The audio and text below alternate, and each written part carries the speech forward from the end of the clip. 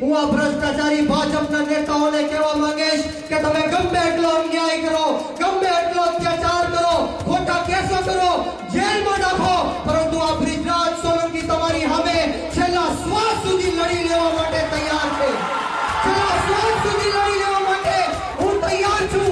અને તમને લોકોને કહેવા માટે આવ્યો છું કે કોઈનાથી ડરવાની જરૂર નથી, કોઈનાથી ગભરાવાની જરૂર નથી.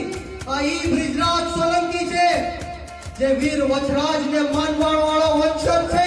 કદાચ મારું માથું સોલંકી વીર વચરાજનો વંશજ છું, કદાચ મારું માથું ઉતરી જાય તો પણ આ બ્રિજરાજ સોલંકીનું ભાડા સમાજ માટે લડતું રહેશે. તમારે કોઈ ડરવાની જરૂર નથી, ગભરાવાની જરૂર નથી. ડરવા અને ગભરાવા વાળાનું નામ બ્રિજરાજ સોલંકી નથી. હું આજે તમને કહેવા માટે આવ્યો છું કે લાગશે વાર પણ આવશે મજા. લાગશે વાર પણ આવશે મજા. મિત્રો, હમણાં જ આપણે જોયું કે મારી સભા હોય, જ્યારે હું આવવાનો હોય ત્યારે આ જસદણ અને વિછિયાના લોકો એક થાય, સંગઠિત થાય. આ એનો ડર અને એનો ખૌફ છે.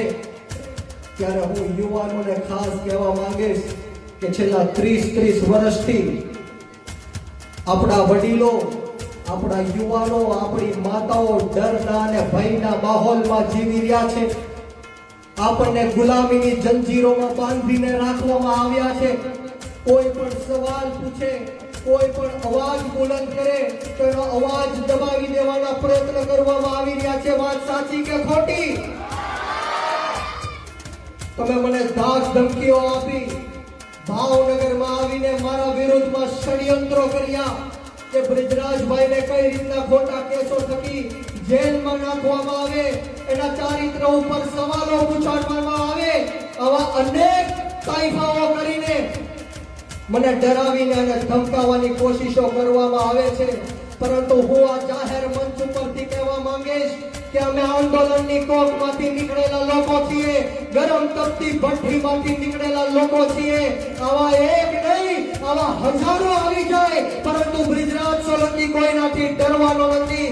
બોલો ભારત!